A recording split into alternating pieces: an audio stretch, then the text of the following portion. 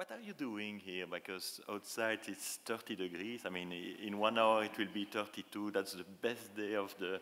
So you're very, very, very courageous to listen to me. And especially because my topic is not an easy topic. I will try to address a question. So sit down. The question is strategy an objective, a journey, or an art of thinking? I just repeat the question because you will have to answer.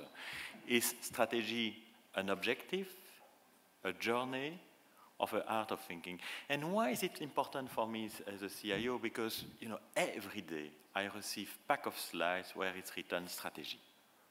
I probably have hundreds and hundreds of pack of PowerPoint with strategy. But at the end of the day, strategy for global systems, as an example. So in 5 years, we are going to put that in 100 countries. But if I look the reality, on the 3,000 systems that I have only 10 systems, or less than 10 systems, which are global. How can you explain that on one side, we have fantastic pack of slides of strategy, by clever people, by the way, and on the other side, we never succeed what we do, what we say we are going to do. And there are hundreds of, I have 3,000 IT people, there are hundreds of them in their objectives, they have that job, define strategy. So we should be good. We should be good. So where is the problem? Then I asked one of my good friends, Yves Morieux, professor, he's a sociologue, professor at Polytech France, he's the head of BCG's senior partner, Mumbai, Washington, and so on, very, very clever. And I say, okay, what is strategy? I have to follow my text.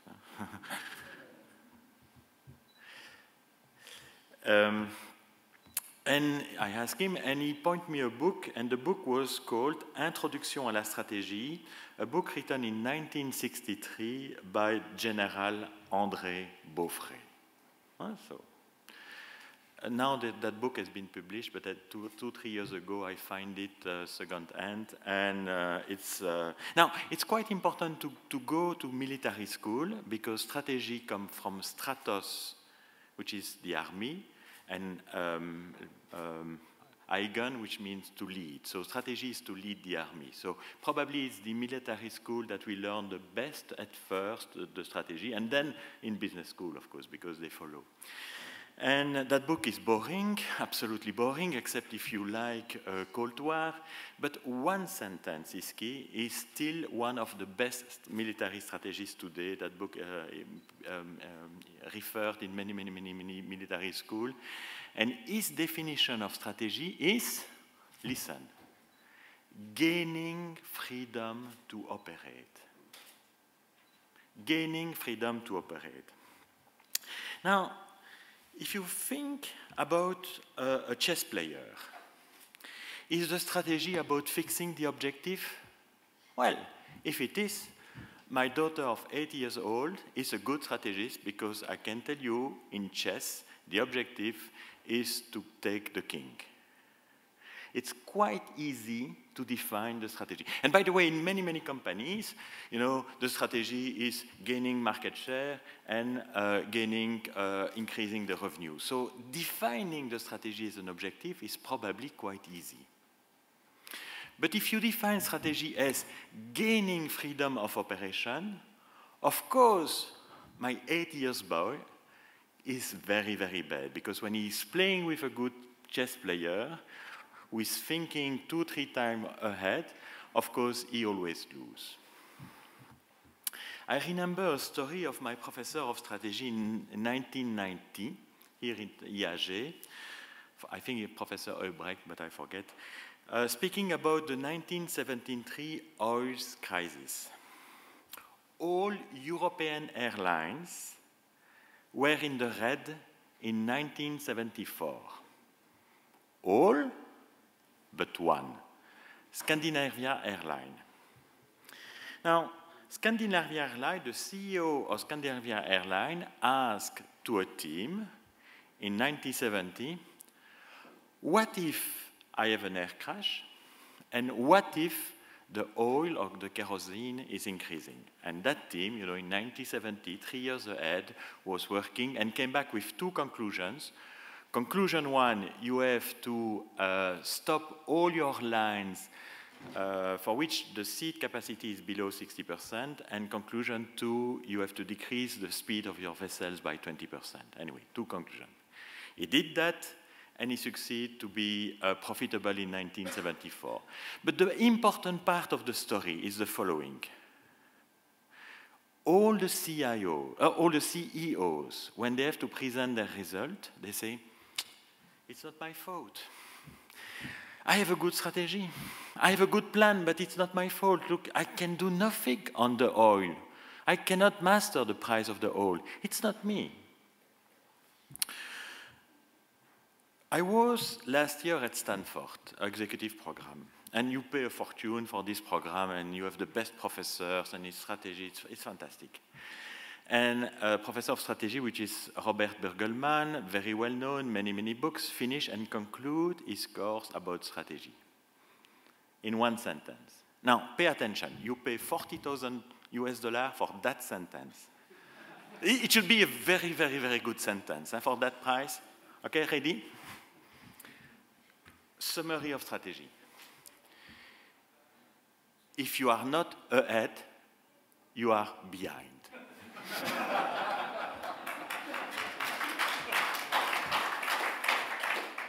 I just repeat in case. If you are not ahead, you are behind. Strategy is about gaining freedom to operate. There are many derailers when you have an IT strategy. What are the derailers of an IT strategy? Where you say, oh my God, it's not me. A merge and acquisition. You do a strategy, you have a merge and acquisition. Oh, I have a good strategy, but I cannot predict. It's bad. You roll out in a plant and you have an FDA inspection, and you say, oh, I cannot predict. It's very bad. Or you have India. India is changing its accounting systems, and they want to have the ERP before the others. Oh, I cannot predict. It's bad. Or Russia. Russia is changing its PII. You cannot have systems outside Russia. You need to have your PII in Russia in September. I cannot predict. It's bad. It's bad. So we have a fantastic strategy to roll out. Fantastic on paper. But I never achieve it because there are so many elements, a cut of the cost, a fact that you have to sequence, the fact that you merge, that you change, etc. The reality of the strategy, the difficulty is not to achieve the objective.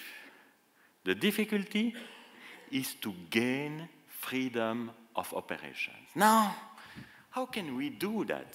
How can we do that? How can we predict the unpredictable? Is that English? Yes. Unpredictable. How can we predict?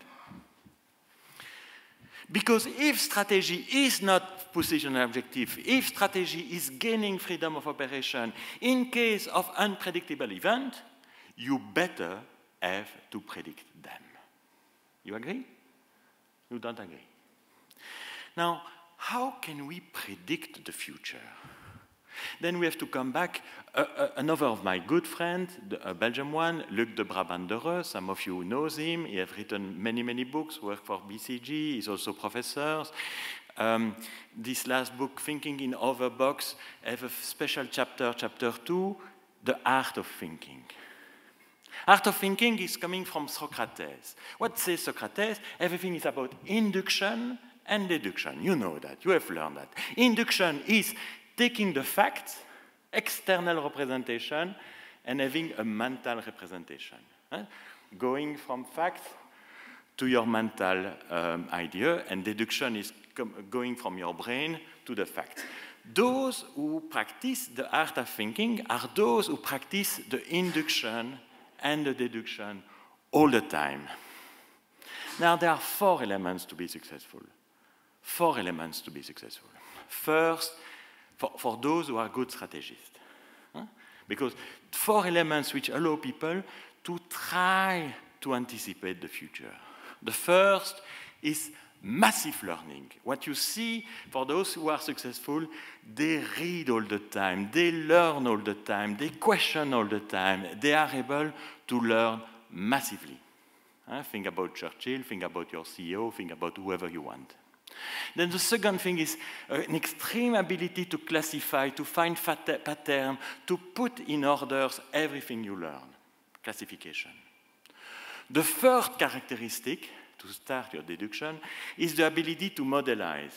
You see these people of McKinsey, they never write, they always do box and arrows. It's the capability to modelize. And the fourth is the ability to project. When people are saying, I'm sleeping on the idea, what they do, they project. So I finished, because by the way, I have only 15 minutes and the weather is nice. I finished. Strategy is not an objective, because it's too easy. Strategic is about gaining all the time freedom of operation. For a CEO, freedom of operation be in front of his board. For a CFO, freedom of operation in front of his investor. For a CIO, freedom of operation in front of his user. Gaining freedom of operation. The best way to gain freedom of operation is like a chess player. A chess player is able to be 10, 12 moves ahead. It's about being move ahead. How do you do that? With the art of thinking, practicing all the times the acquisition of data, classification of data, modelization of data, projection of data. I finished. Time for you to go. Thank you.